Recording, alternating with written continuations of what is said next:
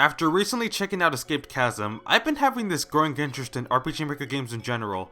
I guess you can say this spark technically happened after I finished Tamori, but one of my favorite parts about games like these is how creative they can be. I've been recently playing through an RPG Maker game called Hylix, and while the gameplay is pretty standard turn-based RPG combat, you know, that kind of game, dude, just look at it! It's such a strange little experience with unique oddities that you never see from a AAA game and such. Like, try to find another game like Hylix, huh? You can't. Well, there's Hylix 2, and that wasn't made in RPG Maker, but shut up. Anyways, the fundamental gameplay of a game can be simple, but it's still possible for it to create a unique identity for itself. And the same can be applied to the game we're actually talking about today, which also caught my interest in my RPG Maker high, OneShot. I know I'm very late to the party with this game, but I've heard of it only a few times over the past few years, and the only thing I really knew about the game was the cat-looking character. Even as someone who didn't know anything about the game for so long, I always loved their design. It's super adorable. This game's got a bit of an interesting past too. The game was originally made in June of 2014 as part of an indie game maker contest by Eliza Vasquez and someone under the alias of Night Margin, but this was only for the original release of the game. In December of 2016, the game was given a full remake and released on Steam, and this is very much the definitive version of the game, now with a lot more content. This is the version of the game I'll be talking about, as there's not much of a reason to check out the original at this point. There are two notable differences though. One is that the original took the name OneShot a lot more literally, because you were only capable of doing a single playthrough on your PC. The remake allows for ways to bypass that because of the second difference, which is that you actually have to pay for this version. The game costs $10 in either Steam or itch. On the surface, and by that, the footage you've been seeing, OneShot may just seem like a simple 2D adventure, but trust me when I say that there's plenty of interesting aspects about this game, and one of the biggest ones is how this game will interact with you, the player, in some very meta ways. I'll save any big spoilers for later, but just know this game isn't very long, so I'll just be showing a good amount of the game, regardless. Now with all that established, let's dive into this thing already. Yeah, let's give it a shot. One shot, am I right? I'll make the joke right now. Alright, I know I keep beginning with talking about the title screen, and yeah, I think this title screen looks nice, you know, illustration of our main character, but the main part I want to highlight most is the music. I don't know jack about music theory, but to try and describe it, it feels very ominous, like you're entering somewhere that you're not supposed to be in. I love it when the title screen can be a tone setter, and the music specifically sets a very mysterious and strange tone for the game. Properly starting the game, we wake up as Nico, a kid with some features that resemble a cat and whose gender is ambiguous. I know I already said I love the design, but it's so good. Their color scheme is really nice. I'm already a cat lover, so applying those features to a cute little character is top tier. The loose clothing, the hat, the scarf, their expressions, it's just they're so adorable. Now, to actually explain what's happening, we're stuck in what appears to be an abandoned house, but after solving a few puzzles, all the way down these stairs we find this giant bulb that lights up when we hold it. Thank God too, for we're pretty dark in this place without it. Using that orb, we're able to escape that room to where we arrive in the Barrens. Very soon we get stopped by this strange robot dude who calls himself a prophet bot. Considering Nico has no idea where they are or what's happening, the robot explains to us how Nico was the Messiah with the mission to deliver this bulb, called the Sun, to this giant tower we see in the distance. The original light had gone out, so here we are with the new one to replace it.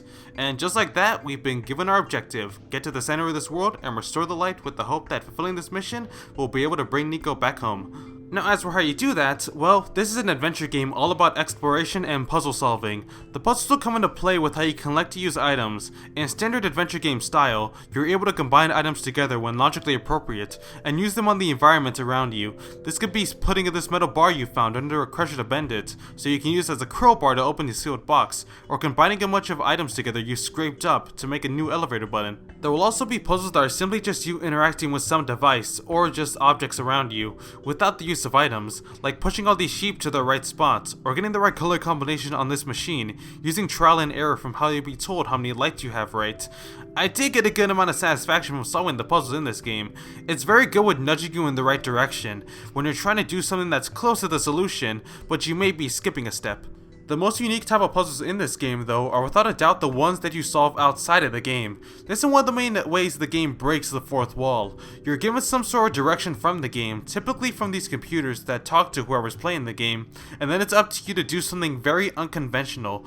The simplest example I can think of is the game putting a passcode in your documents through a text file. Oh, I guess y'all are gonna have to look at my desktop and a more wallpaper. They get really creative with how the game requires you to use your computer, which is also probably why this game will never get a console port, because really, how can you replicate this? I don't want to break down every fourth wall breaking puzzle, but what's important is that it doesn't grow stale. The game doesn't pull a single cool trick and they continue to repeat it. The game will find new ways to make you think outside of the box. Even with all the puzzles, progressing through the game will largely depend on how well you explore the world. Now, exploration in this game is pretty much just about walking or running around each of your locations. The running feels just at the right speed, and one thing I have to give major props to here is the sound design. You'll be hearing Nico's footsteps as you move around, and they'll change depending on the surface that you're on.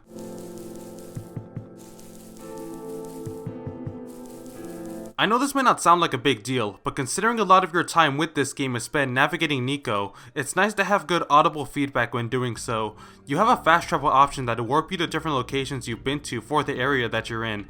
You're free to use this whenever you're outdoors, and it's a good way of cutting down the tedium when going back and forth between locations.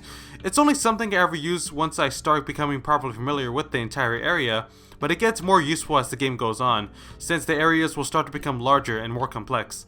As for the entire world itself, this is definitely one of the game's biggest highlights. There's only 3 major areas in the game, the Barrens, the Glen, and finally the Refuge, but each has a unique identity. Part of this is due to their distinct color schemes of blue, green, and red, but even more important is how each of the areas have been affected by the energy crisis. Remember, Nico's mission here is to restore the sun of this world because the original one stopped working. That sun was really important to the energy of this place, and since it's been gone, well, the world has been in a more desolate state. The Barrens is this completely abandoned desert with disconnected train tracks, abandoned factories and mines, with unbreathable gas fuming the top half of the map. The only characters found here are all robots, as this place is pretty much inhabitable for any organic life, so these robots are just here now with very little purpose. The single character who's properly able to express themselves is this specific robot, as she says she's been what they call tamed. But the first thing she says to us is how hopeless of a mission we really have, saying how what we're doing won't be able to save the world from its deterioration. I even learned from Night Marching themselves that this place was based on the surface of the moon and the bottom of the ocean. This place has a really nice sense of loneliness to it when exploring, which makes the second area all the more interesting because it has organic people. The Glen is full of a bunch of greenery, mysterious ruins, and has this small village, but of course, this place also has environmental troubles. What was once an entire land became sectioned off islands due to the flooding, and you'll find chopped trees throughout the forest. There's even more people here who are pessimistic about the state of the world, believing that it has no more hope, even if you restore the sun. That's one thing I really love about the game's narrative. Instead of making your quest this big, you are the last hope in saving the day, OneShot makes you question, will what you do really be able to save the day? Is this kid's actions really going to become the saving grace of everyone here? The crumbling world gives you motivation to keep going, but they plant this small seed of doubt in both you and Nico's head for if you'll truly succeed. This feeling carries on into the Refuge. This major urban cityscape is the largest area in both scope and all the characters you can find. There are these operational factories and scientists doing science junk, and apartment complexes that make up the higher level. It's technically the least decrepit compared to the past 2 areas, but that's because it is considered a refuge after all. It's the most stable place, with the most number of personalities to interact with, but perhaps one of the most interesting personalities that Nico will interact with is the player themselves.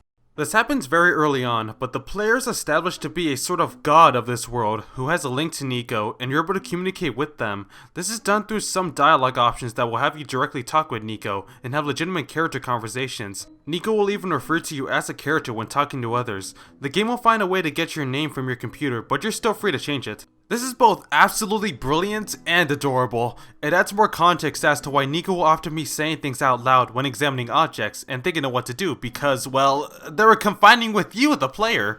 They're on this single person journey with nobody tagging along except for you. There are these beds throughout to close and save your game, but the best part about them is that when you reload the game, you'll get these dream sequences of Nico back home, and when they wake up, they'll talk with you for a bit and have these really cute conversations.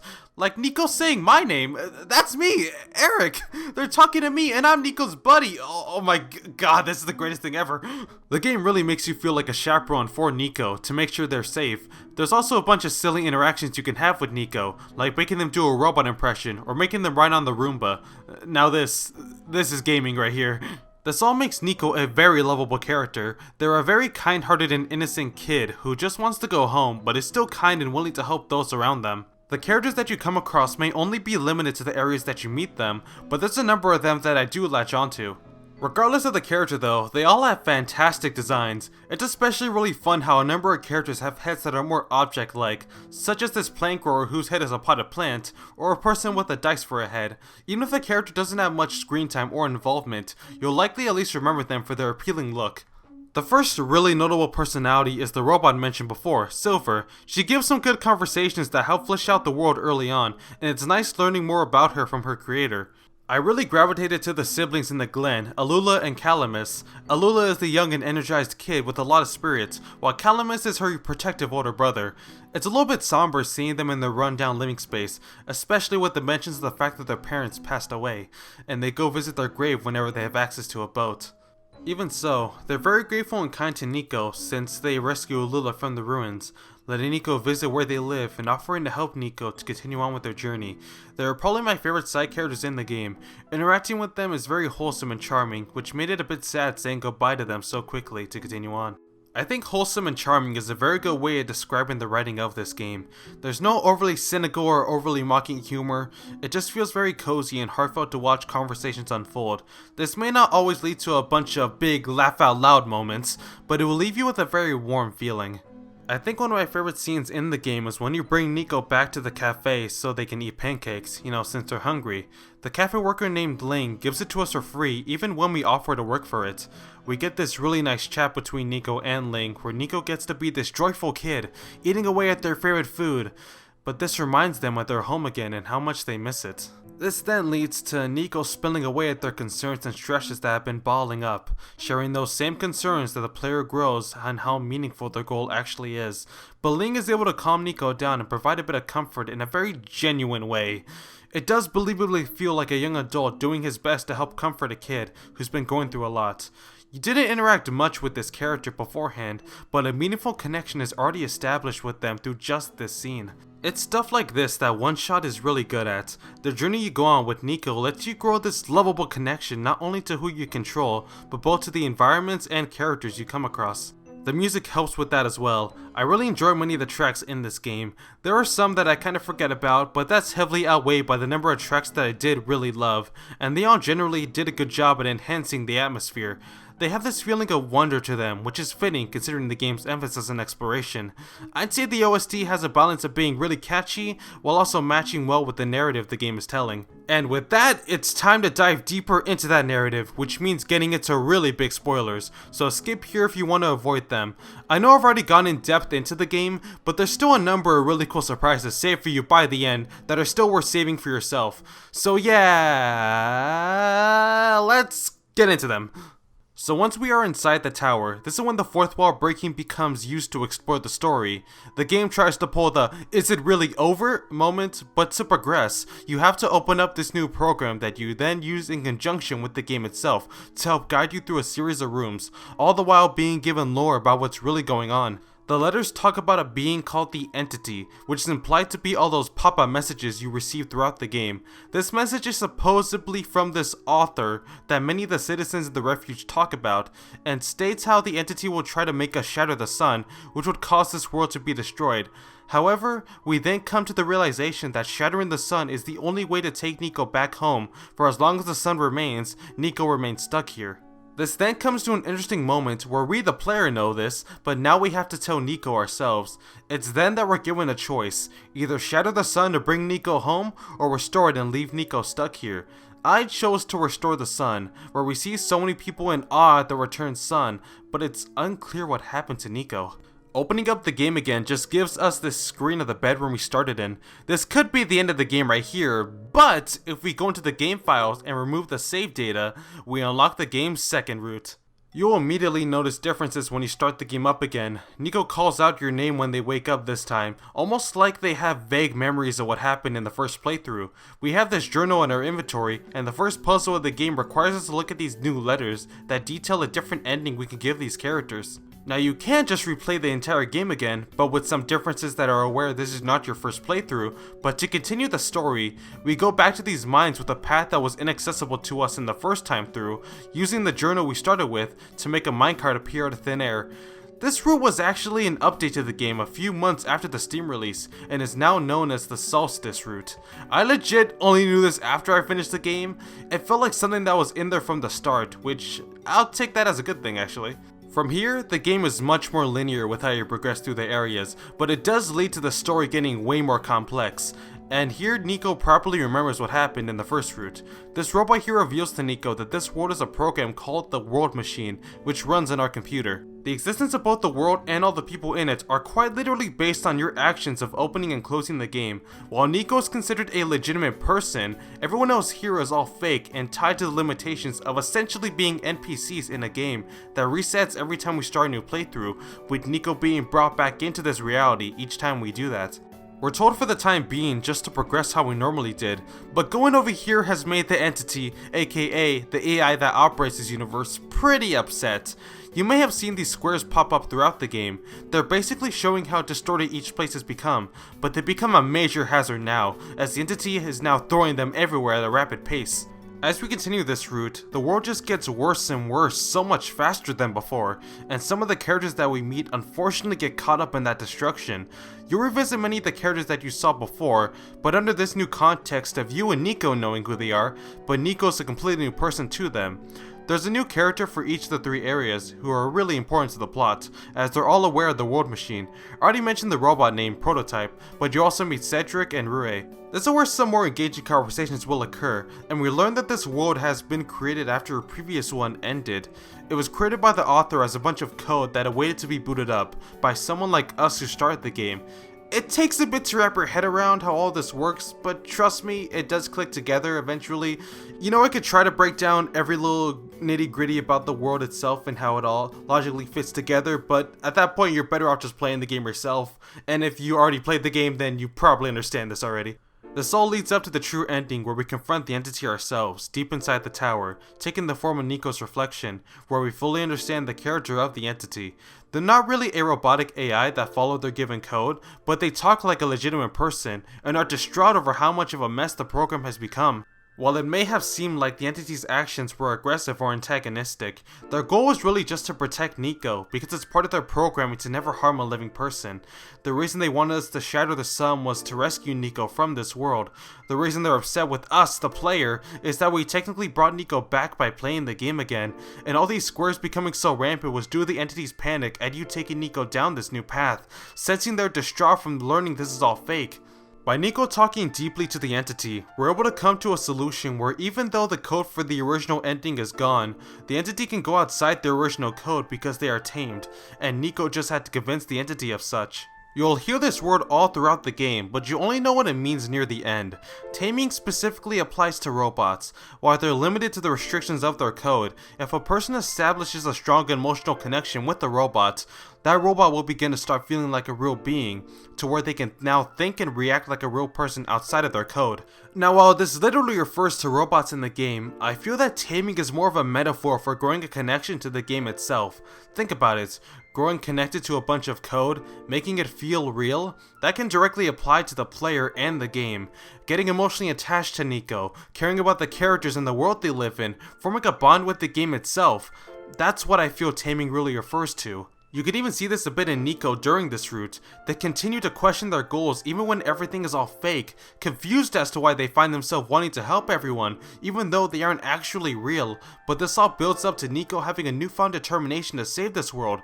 The kid who originally wanted nothing more to return home, now grown us so much because you were there with them, because you wanted to help this world so much. By going out of your way to do this route, by going out of your way to take out your save data, by going this far to give these characters the good ending they deserve, you prove your emotional connection to the game, which is how the entity was able to be tamed by the end of the story.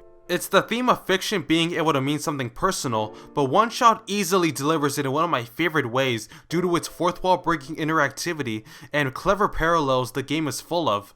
After this is simply the credits, where you see a bunch of characters to have one more conversation with them, ending after you restore the sun for the last time, which clears the world of all the square glitches, essentially restoring it.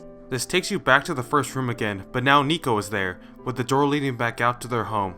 You both give one last goodbye to each other as Nico quite literally exits the game, ending OneShot. Yeah, that really is it this time. You can open up the game again, but it's back to the screen you ended on. You've said bye to Nico before, but this time, it truly was farewell. Now you can probably find a way to properly reset the game, but I really like the intention the game had here. This game may be over, but those memories you got along the way, those are real, and will last for as long as you make them. The love for a character like Nico and OneShot as a whole, that was something legitimate to you and worth valuing, and that is what made the entire journey here really worthwhile. Wow, like, going into this game, I was just expecting a fun little adventure game that would be pretty cute. And I mean, you could write off the game as just being that, but all those little things, those memorable moments that leave you feeling surprised, feeling emotional, feeling like you yourself are a factor in the story, that is what makes OneShot such a memorable experience. Overall, I really did love my time with this game.